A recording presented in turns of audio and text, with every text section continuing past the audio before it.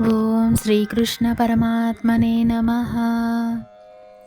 లభంతే బ్రహ్మ నిర్వాణం ఋషయక్షీణకల్మషాః ఛిన్నద్వైధాయతాత్మానః సర్వభూతహితే రతాః.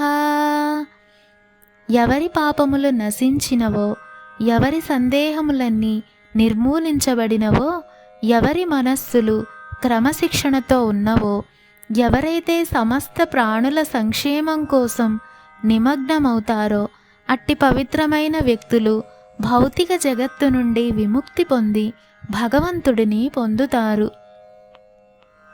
కామక్రోధ వియుక్తానాం యతీనాం యతచేతసాం అభితో బ్రహ్మ నిర్వాణం వర్తతే విదితాత్మనాం.